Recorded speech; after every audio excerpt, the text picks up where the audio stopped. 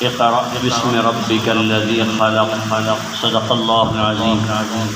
إن الله وملائكته يصلون على النبي يا أيها الذين آمنوا صلوا عليه وسلموا تسليما قابل صدر احترام جامعہ عربیہ سراجیہ کے طلباء کرام اور آپ کے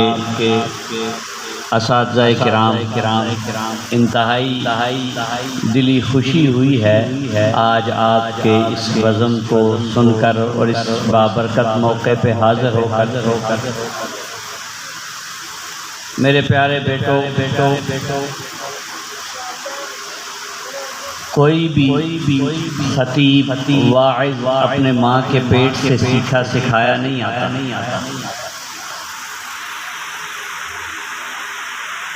حضرت سید عطا اللہ شاہ بخاری رحمہ اللہ تعالی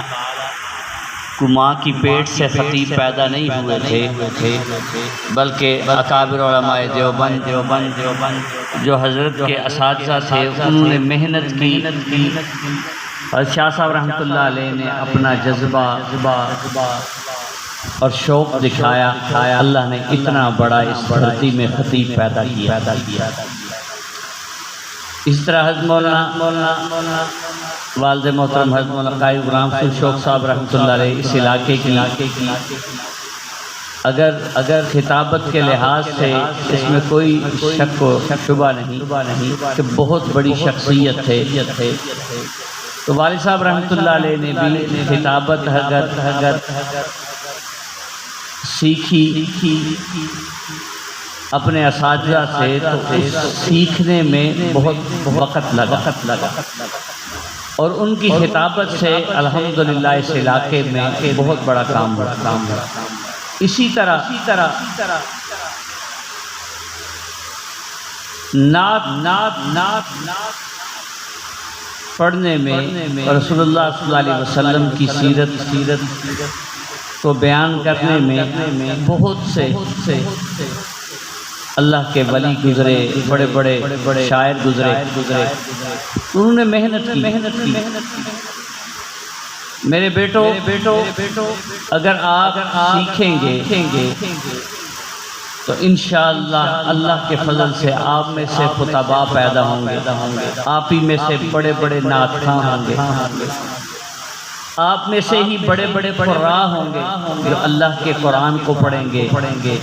کوئی ہیں جو اللہ کے قرآن کی تفسیر کو بیان کریں گے کوئی ہوں گے جو رسول اللہ صلی اللہ علیہ وسلم کی سیرت کو بیان کریں گے کوئی نثر کی شکل میں کوئی شعر کی شکل میں تو میں بہت خوش ہوں اور خاص طور پر آپ کے استاد الحمدللہ قاری عمر جامی صاحب ماشاءاللہ بڑی محنت کرتے ہیں آپ کے اوپر اور وہ محنت سامنے دکھائی دے رہی ہے تو میں آپ سب کو مبارکباد پیش کرتا ہوں اور انشاءاللہ اس مہینے کے آخر میں